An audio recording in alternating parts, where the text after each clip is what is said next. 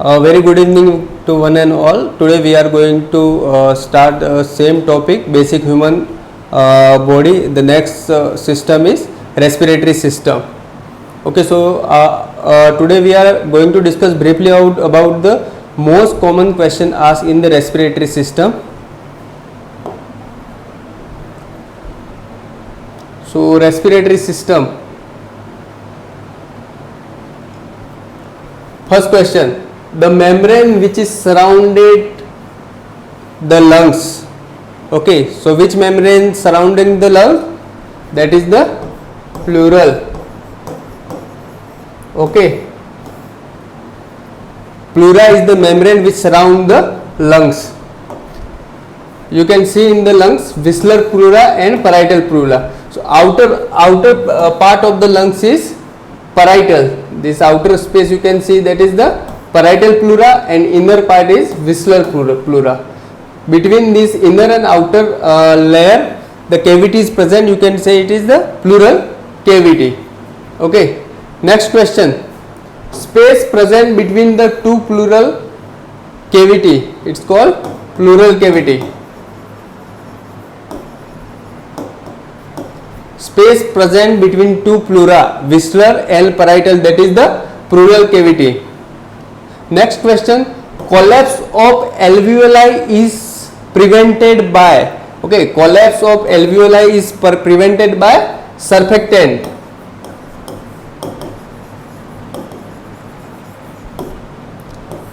Surfactant is usually absent in child, and due to the immaturity and prematurity, the drug given, that is the dexamethasone.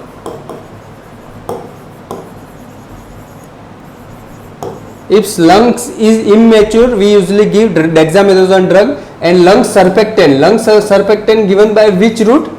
Intratracheal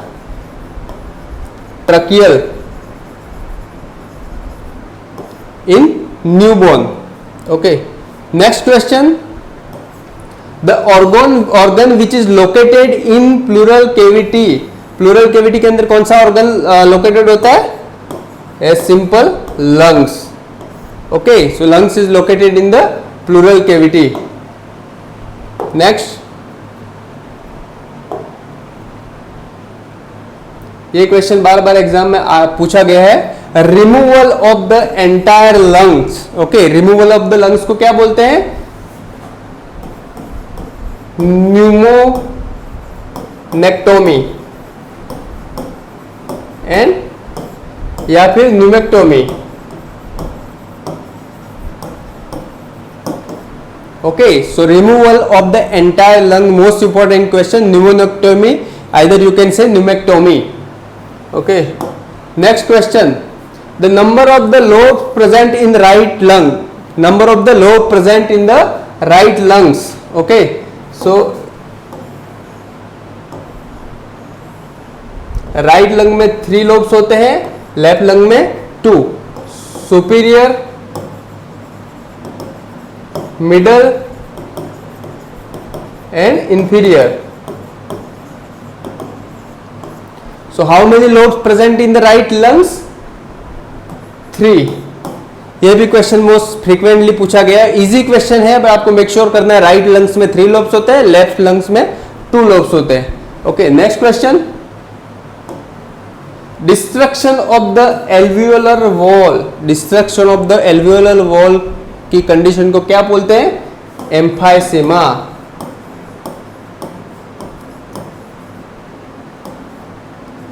most important. Destruction of the alveolar wall को क्या बोलते हैं? Emphysema. Emphysema में usually क्या होता है? Chronic obstructive pulmonary disease में जो एयर स्पेस होता है, ब्रोंकाई का जो एयर स्पेस होता है, वो इंक्रीज होकर डायलेट हो जाता है, जिसकी वजह you can C in this picture. Normal lung से एम्फाइसेमा में जो एयर स्पेस होता है वो इंक्रीज हो गया है. Okay, that can caused by the destruction of the alveolar wall. उस कंडीशन को क्या बोलते हैं? Emphysema. Next question. Abnormal dilatation of the bronchi. अगर टिपिकली क्वेश्चन में आ गया dilatation of the bronchi and that is abnormal, ठीक है, तो उसको बोलते हैं ब्रोंकेक्टेसिस. इस कंडीशन को क्या बोलते हैं? ब्रोंकेक्टेसिस। आपको ऑप्शन करेक्ट करना है, bronchiectasis. Next question, excessive mucus collection, mucus collection excessive होना and collapse of the alveoli. अगर एक वर्ड क्वेश्चन में आ गया दैट इज कोलैप्स, तो आपको सीधा आंसर ये करना है अटेलेक्टेसिस। ओके, अगर आपने क्वेश्चन में देख लिया टिपिकल वर्ड कोलैप्स, आपका आंसर होना चाहिए अटेलेक्टेसिस। कोलैप्स क्यों होता है? Airless space present in alveoli.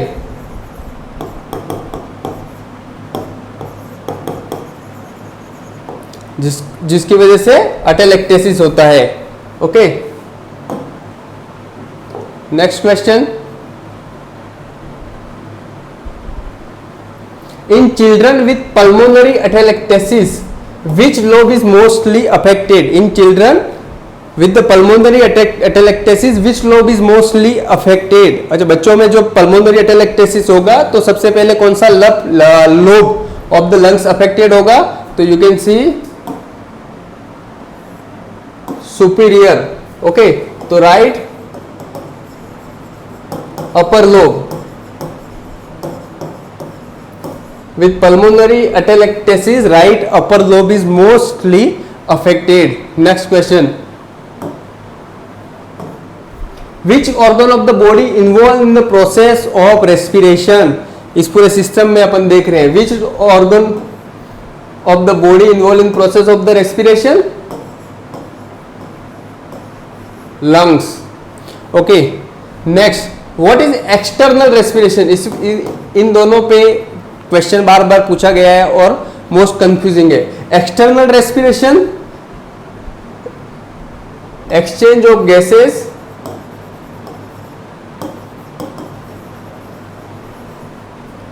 Between blood vessel and lungs. Okay, exchange of gases between blood vessels and lungs, internal, जो कि कहलाता है एक्सटर्नल रेस्पिरेशन। इंटरनल रेस्पिरेशन क्या है बच्चों?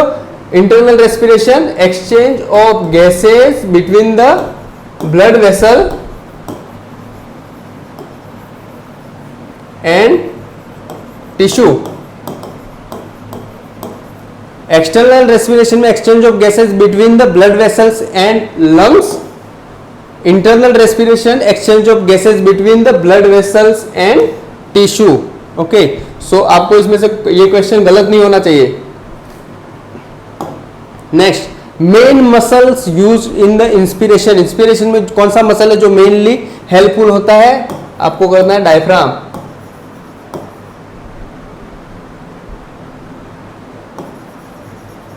ओके, और डायफ्राम को ब्लड सप्लाई कौन करता है? ये क्वेश्चन भी बार बार पूछा गया है। Blood supply, which nerve supply the blood to the diaphragm? तो है ना फ्रेनिक नर्व। ओके, तो यहां से क्वेश्चन आए तो आपको करेक्ट करना है। Next question, effect in the shape of the heart during expiration. Okay, जब अपन फोर्सफुली अपना पूरा सांस छोड़ते हैं तो अपने हार्ट पे क्या इफेक्ट होगा? उसकी साइज इंक्रीज होगी या डिक्रीज होगी?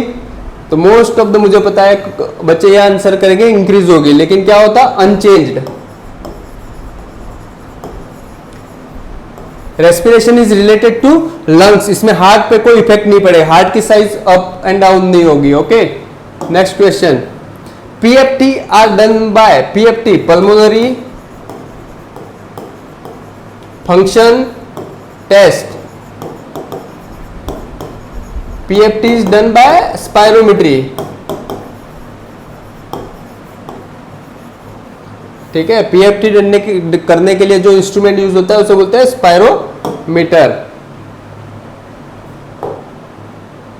नेक्स्ट, अपन ब्रीफली देखेंगे टर्मिनोलॉजी एंड फ्यू क्वेश्चन के बारे में। टाइडल वॉल्यूम, टाइडल वॉल्यूम क्या है? ड्यूरिंग ईच ब्रेथ जो अपन inspiration and expiration of the air करते हैं उसे बोलते हैं टाइडल वॉल्यूम। टाइडल वॉल्यूम का अमाउंट कितना होता है? 500 ml। Okay, during normal breathing each breath the amount of air we inhale and exhale is called as the tidal volume. Okay, normally asked question, 500 ml is the tidal volume of the human body. Residual volume, after the forceful expiration the amount of the air present in our lungs is called as residual volume. कितना amount होता है? 200 और 1200 ml. Okay, next, what is capnography? Capnography क्या है? The word says capnography, CO2 to check the concentration of CO2, carbon dioxide को concentration check करने के लिए जो मेजरमेंट यूज किया जाता है उसे बोलते हैं कैप्नोग्राफी. Important question. COPD का फुल फॉर्म क्या है? COPD chronic obstructive pulmonary disease. Priority of the nursing care during the COPD, आपको कौन सी ब्रीथिंग एक्सरसाइज यूज करने के लिए एडवाइस करना है? Purse lip breathing. If COPD patient को ब्रेथलेसनेस हो कि आपको ऑक्सीजनेशन करना है, कितना लीटर ऑफ द ऑक्सीजनेशन पर मिनट करना है? 2 to 3 लीटर. ओके, आपको ऐसे नहीं है कि COPD के पेशेंट को ब्रेथलेसनेस होगी तो आप एकदम फास्ट अमाउंट में ऑक्सीजनेशन स्टार्ट कर दो. आपको 2 to 3 लीटर के एकदम स्लो अमाउंट पे आपको ऑक्सीजनेशन देना है. Okay, what is epistaxis? Epistaxis क्या है? ब्लीडिंग फ्रॉम नोज, नोज से ब्लीडिंग वाला एपिस्टैक्सिस बोलते हैं. The full form of the ARDS, acute respiratory distress syndrome. Acute respiratory distress syndrome कौन सी पोजीशन दी जाती है? Usually prone. Acute respiratory distress syndrome में prone position is most effective. Simultaneously prone and semi Fowler. SARS, severe acute respiratory syndrome, ये SARS की full form है. Okay, अब इस फ्यू टर्मिनोलॉजी के बारे में ब्रीफली मैं आपको बता दूं. न्यूमोथोरेक्स, न्यूमोथोरेक्स क्या है?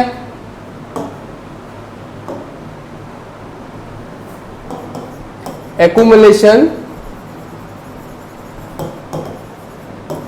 Of air in lungs. Accumulation of the air in lungs को क्या बोलते हैं? न्यूमोथोरेक्स. न्यूमोथोरेक्स में अगर अपन कोई ड्रेनेज डाले तो वो अपर लोब में यूजुअली प्लेस किया जाता है. Haemothorax, blood collection in lung cavity. Okay, accumulation of the blood in lung को बोलते हैं हिमोथोरेक्स. द टर्म इटसेल्फ से haemo means blood. Next, tachypnoea. Tachypnoea कब होता है? जब breathing per minute more than 24 beats per minute हो जाए तो उसे टकेपनिया कहते हैं. Bradypnoea less than 10 beats per minute. Normal respiration कितना है? 12 to 20 beats per minute. Different books के अनुसार, लेकिन कॉमन इतना 12 to 20 है. कुछ बुक मेनी बुक्स से 16 to 20 beats per minute. Okay, apnoea क्या है? Cessation of respiration. जब सीसेशन ऑफ रेस्पिरेशन, जब रेस्पिरेशन स्टॉप हो जाता है उसे बोलते हैं apnoea. Okay, next, empyema. What is empyema? Accumulation of pus. Accumulation of the pus in lungs cavity को क्या बोलते हैं? Empyema. Next, pleural effusion, pleural effusion क्या है? Accumulation of fluid, accumulation of fluid in lungs क्या बोलते हैं? Pleural effusion. Next, hypoxia, what is hypoxia? Lack of O2 in tissue, lack of O2 in tissue को hypoxia and anoxia बोलते हैं। ये terminology बहुत इंपॉर्टेंट है, hypoxia and anoxia. Hypoxemia, hypoxemia किसे बोलते हैं? Lack of O2 in blood, hypoxemia और anoxemia, it term as a hypoxemia and anoxemia. Next, pleurisy, pleurisy में क्या होता है? जब विस्लर एंड पैराइटल लेयर जब रब करती है, it can cause sharp stabbing pain due to friction between the both layer, visceral and parietal layer of the lungs. Next, what the term sarcoidosis, what is sarcoidosis? Epithelioid cells of the tubercle of lungs, lungs tubercle में epithelioid cells के present in tubercles in lungs को क्या बोलते हैं? sarcoidosis। silicosis क्या बोलते हैं? जब silicon dust exposure,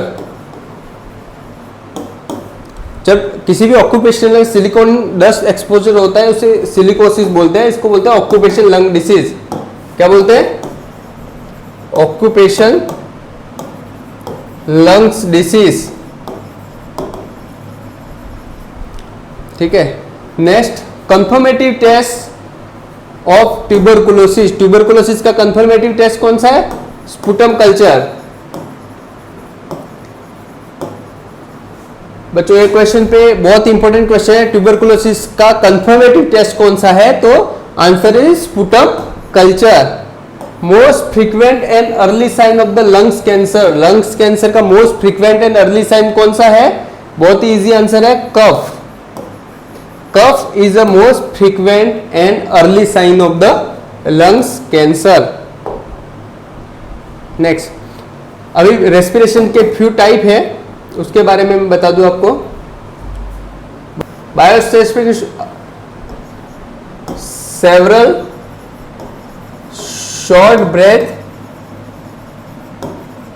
with alternating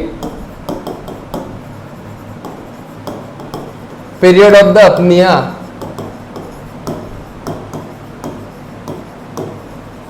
okay, several short breath with alternating period of the apnea किसमें? बायोट रेस्पिरेशन होता है। कुसुमोल रेस्पिरेशन में क्या होता है? Rapid and deep respiration. Okay, Kussmaul respiration usually कौन सी डायग्नोसिस में यूज होता है? Diabetic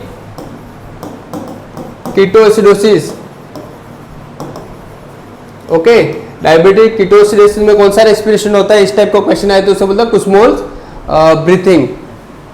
Chinese Stokes respiration, Cheyne Stokes respiration क्या होता है? Period of hyper apnea with alternative period of apnea. Okay, hyper apnea with alternative period of the apnea, आप इस इमेज में देख सकते हैं। ओके, ये period of the hyper apnea है जिसमें रेस्पिरेशन डीप रेस्पिरेशन है with pause, period of the apnea again hyper apnea. Cheyne Stokes respiration, hyper apnea with alternative period of the apnea. Next, paradoxical respiration, paradoxical respiration seen in flail chest, flail chest में usually होता है paradoxical respiration. Normally अपन देखें तो जब अपन inspiration करते हैं तो lung expand होता है, during expiration lungs normal place में होता है। तो फ्लैल चेस्ट में क्या होता है? इसका जस्ट अपोजिट होता है। During inspiration lungs usually lungs की साइज डिक्रीज होती है और ड्यूरिंग एक्सपिरेशन लंग्स की साइज इंक्रीज होती है। Okay, next, rust green with blood टिंग स्पुटम किसमें होता है? ग्रीन कलर का एक्चुअली रस्टी ग्रीन ब्लड टिंग स्पुटम किसमें? न्यूमोकोकल निमोनिया टिपिकल साइन है। निमोकोकल निमोनिया में क्या होता है? रस्टी ग्रीन ब्लड टिंग स्पुटम होता है। येलो ग्रीन स्पुटम किसमें प्रेजेंट होता है? उसका आंसर है ब्रोंको निमोनिया।